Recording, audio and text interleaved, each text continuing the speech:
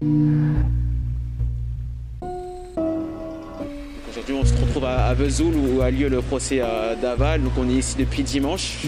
On est vendredi aujourd'hui, donc ça fait maintenant 5-6 jours. On reçoit un texto, Jonathan Daval fait un malaise. Et d'un coup, c'est la folie.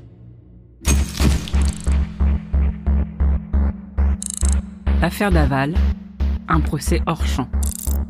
Épisode 3, la banalité du mal.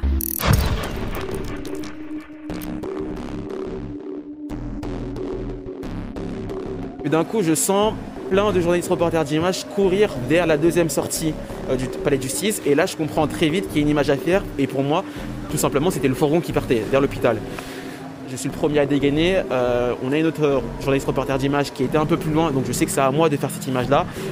Il faut savoir que le palais de justice est entouré de barrières métalliques et que l'espace pour sortir et rentrer est très restreint. Effectivement, je me prends les fils sur la barrière métallique et vu que c'est la folie furieuse, j'ai un autre journaliste reporter d'image qui me pousse dans le dos. Mon tir se tend. Ma plus grande crainte à ce moment-là, c'est que ma caméra se déconnecte de mon avis ouest et que mon image ne soit plus en live. C'est de louper ce moment-là. Parce qu'on a conscience d'être tous dans un moment qui est assez solennel. C'est un procès très médiatique. C'est un peu la guerre de l'image. Et si moi je ne l'ai pas, peut-être que mon concurrent l'a.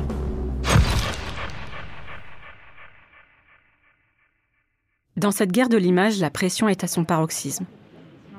BFM TV appelle des renforts.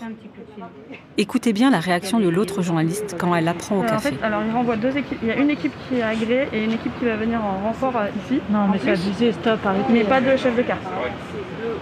Alors nous, on a besoin que de chef de car. En fait. C'est ça, c'est ce que je leur ai dit. Mais du coup, ils envoient une équipe complète. Julie Janus, je suis journaliste reporter d'images à LCI. Je suis choquée et un peu apeurée parce que nous, on n'est que 2. Face à du coup 11 personnes, je ne pense pas qu'on pourra lutter face à eux. On ne pourra pas avoir toutes les images ou toutes les interviews comme eux. Mais c'est pas grave, hein. On fait ce qu'on peut. Là, je trouve que ce procès-là, c'est compliqué à vivre parce que justement, on est dehors. On est dans l'actu, mais en dehors parce qu'on est dehors toute la journée. On ne sait pas ce qui se passe à l'intérieur. Il y a les moments de suspension ou les fins de procès, de journée de procès, où du coup, on participe un peu plus. Mais c'est vrai que c'est compliqué à vivre. C'est physique, on commence tôt, on finit tard. On enchaîne les directs et les demandes de nos rédacteurs en chef. Moi, j'aime bien encore ce côté adrénaline, mais c'est vrai que cette semaine est particulièrement compliquée. J'ai jamais vécu ça avant. Si on finit dimanche, moi j'ai posé ma semaine prochaine, totalement. Parce que c'est vraiment compliqué, il faut décompresser, on a la route du retour en plus, la semaine à évacuer, non, c'est trop compliqué, c'est épuisant. C'est d'autant plus épuisant qu'aujourd'hui, la pratique du journalisme évolue. Les journalistes ne se cantonnent plus à leur papier. Je m'appelle Samuel Goldschmidt, je suis journaliste à RTL depuis 25 ans. Moi, je suis le correspondant dans la zone Est. C'est pour ça que je viens ici. Je ne suis pas spécialisé d'ordinaire en justice. Je sais à quoi ressemble un procès, j'en fais régulièrement. On m'a demandé de le faire parce que c'est dans ma zone. Donc j'aborde ça, moi, de manière assez détachée. Mais comme je me suis mis, j'avais le temps, j'avais l'ordinateur, je me suis mis à faire le live tweet.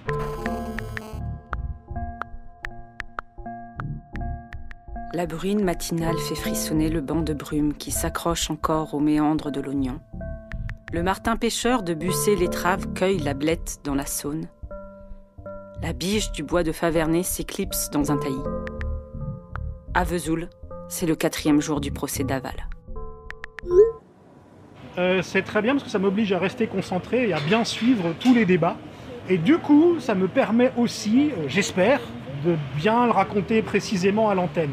Quand il y a beaucoup de pression, quand il y a beaucoup d'agitation, je retourne à la base, je raconte ce que je vois et ce que j'entends. Le fait divers, c'est pas ma tasse de thé. Ça m'étonne vraiment, mais je vois un intérêt, c'est fou, pour moi c'est fou. J'ai 2300 personnes de plus qui m'ont suivi en 3 jours, sur Twitter. Moi, ça m'échappe un petit peu, et alors je les accueille volontiers, voilà, donc je raconte, et apparemment ça intéresse beaucoup de livres. Pourquoi le crime fascine ? C'est une question que l'on nous pose tout le temps en tant que chroniqueur judiciaire. Il n'y a pas de bonne réponse à cette question. Mais dans l'affaire d'Aval, le mot qui revient souvent est... Il y a un feuilleton qui s'engage, en fait. C'est que c'est un feuilleton à épisodes avec des rebondissements. Feuilleton, oui. Et le principe de tout feuilleton, c'est de s'attacher à des personnages. Contrairement à ce qui s'est passé pendant l'instruction, Maître Randall Schwerdorfer se confie peu à la presse. Parfois, il dit « peut-être ce soir », et puis finalement, il s'échappe avant que les caméras ne puissent l'atteindre. Ce qui m'a sidéré au départ de l'affaire d'Alexia Daval et de Jonathan Daval, c'est quand j'ai vu sur un média qui est Randall Schwerdorfer, l'avocat qui défend Jonathan Daval. Ça m'a marqué parce que je me dis mais quel est l'intérêt ? En fait, je ne le comprendrai que plus tard. Pourquoi on parle de moi là ? À ce moment-là... Pour moi, on parlait de l'affaire Daval, si vous voulez. Et tout d'un coup, on a commencé à parler de moi. Je n'ai pas compris. Maître Schwerdorfer essaie d'échapper à son personnage. J'étais très libre dans mes propos. Moi, je n'étais que l'avocat de Jonathan Daval. Et d'un moment, je suis devenu un des personnages de l'affaire Daval. Et je ne voulais pas être un personnage de l'affaire Daval. Quand en janvier 2018, son client avoue le meurtre de sa femme, l'avocat ne se retrouve pas seulement brûlé par le feu médiatique, il est aussi celui qui souffle sur les braises. À ce moment-là, en direct à la télévision, la famille d'Alexia découvre la ligne de défense de leur gendre tant aimé. Il nous annonce que Jonathan a avoué. Willy Graff, du quotidien L'Est républicain, a suivi toute l'affaire. Et il part tout de suite sur cette ligne de défense qui lui attirera beaucoup, là encore, de reproches et de critiques, d'une personnalité écrasante, ce sont ces mots d'Alexia, d'un accident qui se serait produit. Et il se souvient aussi de ce moment où tout a basculé pour Maître Schwerdorfer. Et voilà, il est déjà en train de plaider, en fait, à ce moment-là. On comprend qu'il plaide à chaud sur quelque chose qui vient de se passer quelques minutes auparavant. Et c'est ça l'affaire Daval. Il n'y a pas de temps d'attente. Tout part tout de suite en temps réel sur les médias. Et les gens, dans leur canapé, vivent en temps réel cette affaire. Il n'y a pas que les mots. L'image aussi est cruciale dans ce genre d'affaires. De la même façon que tout le monde se souvient du visage grimaçant de Jonathan Daval lors de la Marche Blanche et de sa marinière, tout le monde retient le visage de son avocat. Je pense correspondre à un certain cliché, stéréotype, les chemises ouvertes, les poils qui dépassent, ma coupe de cheveux. Bon, les gens se disent, tiens, voilà un macho parfait qui doit être insupportable avec les femmes. Bon, c'est l'image, et on renvoie une image. Et je comprends tout à fait, comme certains ont préjugé de l'image de Jonathan, efféminé, donc forcément homosexuel. Pas du tout. Tous les personnages dans cette affaire vont accrocher. Les parents d'Alexia vont être des personnages centraux de la médiatisation. Ils ont une communication qui est très différente de celle qu'on va trouver dans les médias habituellement pour ce type d'affaires criminelles. Tous les ingrédients sont là en réalité pour que cette affaire prenne des proportions importantes. À ce point-là, il y a quelque chose de magique qui me dépasse quand même. Ça fait 3 ans. Et la médiatisation est peut-être même encore plus forte aujourd'hui. Et petit à petit, image après image, s'est instaurée une surenchère médiatique. On a l'impression que c'est une affaire d'État. Michel Marie, du Nouveau Détective, en est le premier étonné. Je pense que même aux attentats du Bataclan, il y avait moins de monde devant le soir même. Là, il y a une espèce d'hystérie collective. Alors, moi, je ne m'inclus pas dedans parce que de toute façon, c'est mon quotidien. Je ne fais que ça ou quasiment que ça. Moi, quand il y a un petit procès d'un petit monsieur qui tue sa petite femme, détective est généralement présent au procès, mais on est 3 ou 4 confrères. Et là, quand j'ai vu la meute de confrères, les plateaux de toute cette télévision d'infos continues, avec des pseudo-experts, des avocats qui ne connaissent pas le dossier, des psychologues qui ne connaissent pas le dossier, d'autres journalistes qui ne connaissent pas le dossier, on est aux confins du ridicule et je pense qu'on se dessert, enfin on dessert la profession. Chroniqueur judiciaire, c'est une spécialité. Et là, on veut faire du buzz, on veut faire de l'image, on veut faire des plateaux. J'ai vu un animateur de télé, j'appelle ça comme ça, qui expliquait ce qui se passait à l'intérieur de la salle d'audience, mais il n'y était pas. J'ai vu des experts psychiatres sur les plateaux de télévision faire l'expertise psychiatrique de Jonathan Daval sans jamais l'avoir rencontré. Et d'une façon totalement péremptoire, avec écrit en dessous « expert ». Il devrait se taire, ou bien il devrait avoir les éléments du dossier. Parce que l'information est plus rapide qu'elle ne l'était il y a 20 ans dans 10. On attendait le Figaro, Le Monde, les Libérations du lendemain. Donc les gens avaient le temps de un peu plus réfléchir. Maître Jean-Marc Florent, avocat des parties civiles lors de l'instruction du dossier. Et puis les 20h, on savait très bien qu'il fallait boucler pour 17h si on voulait que ça passe dans le 20h. Là, maintenant, c'est quand même en continu. Les chaînes en continu, notamment BFM, ont passé des journées entières durant l'instruction sur cette affaire-là, avec des alertes infos, parfois surprenantes. Moi, je me souviens d'une alerte info qui m'avait interpellé. C'était, en raison des chutes de neige, Jonathan ne pourra pas être extrait et entendu par son juge. D'accord, mais pourquoi pas, hein? Mais est-ce qu'une information négative est une information? C'est pas une critique, c'est une constatation. Mais ça m'était resté, ça, parce qu'effectivement, il y a beaucoup neigé. Et comme il était détenu à Dijon et qu'il fallait remonter à Besançon, la route, elle est comme elle est, mais quand ça tombe, ça tombe.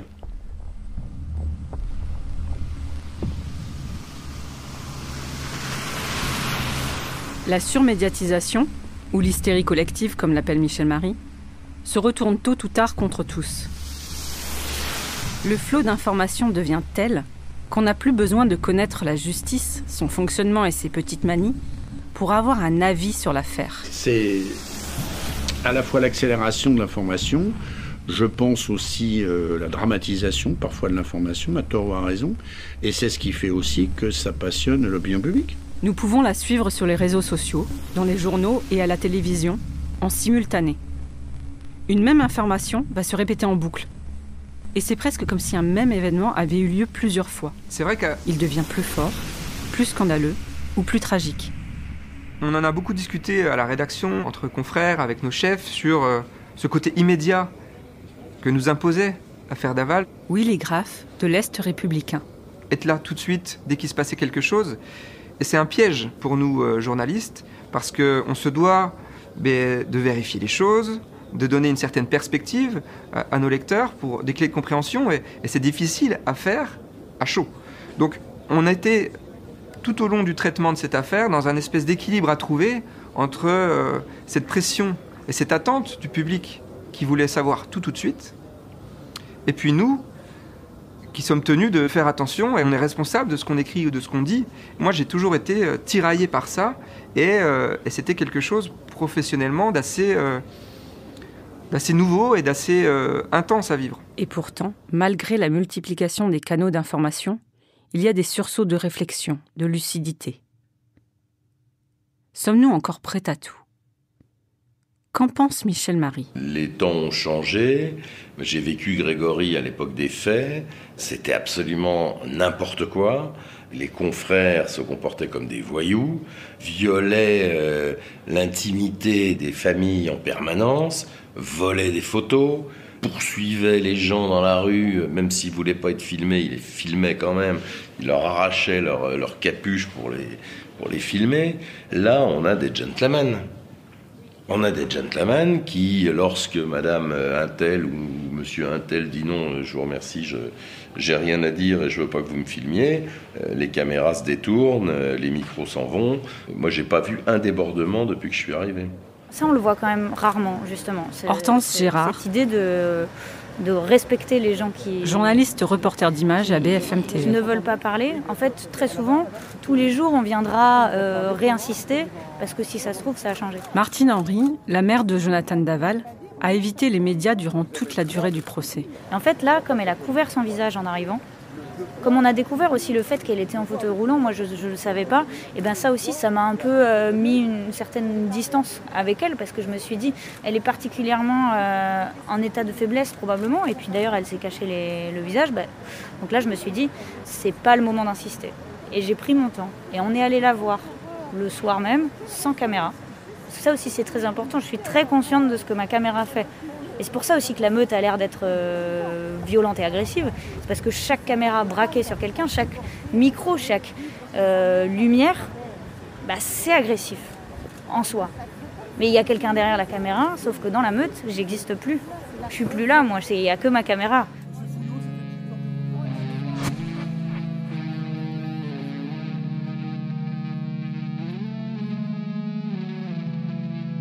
Le crime est une matière inépuisable.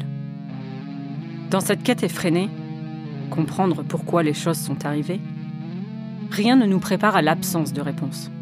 On se dit toujours « si j'aborde les choses sous cet angle, si telle question était mieux posée, alors j'aurai la clé ».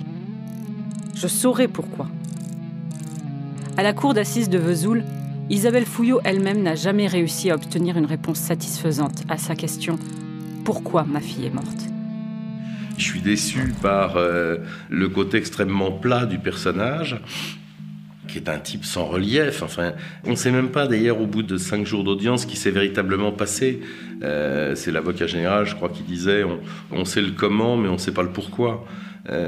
Pourquoi a-t-il tué sa femme ce jour-là? On n'en sait rien. On en est réduit à faire des hypothèses après 3 ans d'instruction et 5 jours de procès. À une suspension d'audience, les journalistes de France Inter et du Parisien discutent. On dit que la phrase c'est le février, c'était pas grave. Ouais, mais on ne saura jamais. Mais moi, je crois pas que la phrase c'est je vais te quitter. Je crois pas. Mais je me trompe peut-être. L'absence de réponse est déjà une réponse. Il a dit je vais te quitter. Peut-être qu'elle lui a dit j'en ai marre, je me barre et que c'est ça qui l'a fait briller.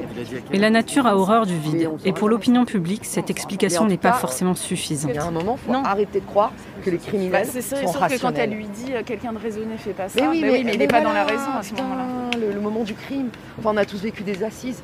C'est débile le passage à l'acte la plupart du temps. C'est n'importe quoi. Les gens sont pris dans un truc. Les criminels ne sont pas rationnels. Et la plupart du temps, le criminel, c'est un pauvre type, quoi. Jonathan Daval peut-il encore être un homme ordinaire ? Aujourd'hui, dès que quelqu'un est accusé d'un crime et que ce crime devient médiatique, immédiatement, il est qualifié de monstre. Maître Randall Schwerdorfer. Sur les réseaux sociaux, on voit une hystérie qui apparaît, des préjugements immédiats où on ne veut plus de procès. Il faut l'exécuter tout de suite. Pourquoi faire un procès? Puisque c'est un monstre et qu'il a tué, par exemple, autant le tuer, tout de suite. Il y a une sorte, je trouve, de régression actuellement, parce que là où on devrait essayer de comprendre les passages à l'acte, chercher les tenants et les aboutissants d'une affaire criminelle, on a tout de suite un jugement. Avant tout procès. Et on se pose même la question de l'utilité du procès. Et puisqu'il y a quelque chose d'insupportable à ne pas savoir, on peut être tenté, nous, de rendre l'inexplicable rationnel. On ne sait pas parce que l'accusé ne veut pas qu'on sache. Il tait un secret, il n'a pas tout dit. Comment pourrait-il en être autrement ?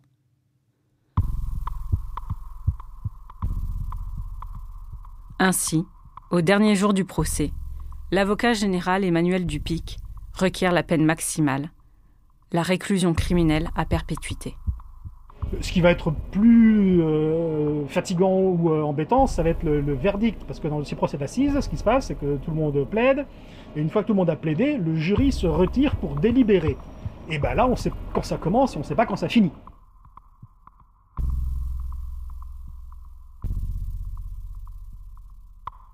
Dans l'attente du verdict, samedi 21 novembre 2020, nous sommes en train d'interviewer l'avocate de Jonathan Daval, maître Ornella Spatafora. Oui, ça a été une semaine particulièrement intense. Honnêtement, je suis un peu déconnectée de la réalité. Ce matin, je me suis levée, je me suis dit, on est quel jour déjà ?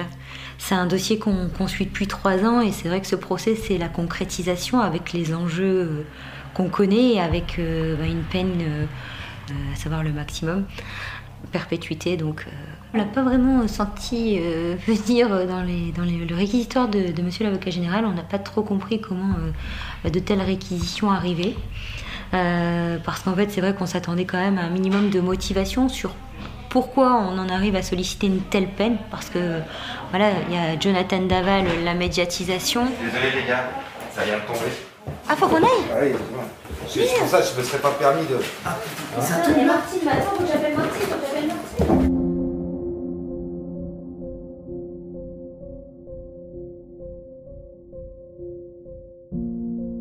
Ce samedi 21 novembre 2020, Jonathan Daval a été condamné par les jurés de la cour d'assises de la Haute-Saône à une peine de 25 ans de réclusion criminelle. Mais la vérité, même pour lui, n'existe pas. C'est la limite du journalisme et de la justice. C'est peut-être ce qu'il y a de magique, pour reprendre le terme de maître Schwerdorfer. Il n'y a pas de morale à la fin de l'histoire. Tout le monde a la possibilité de voir ce qu'il veut y voir. La vérité n'est pas un bloc monolithique. C'est un assemblage des petites réalités de chacun d'entre nous.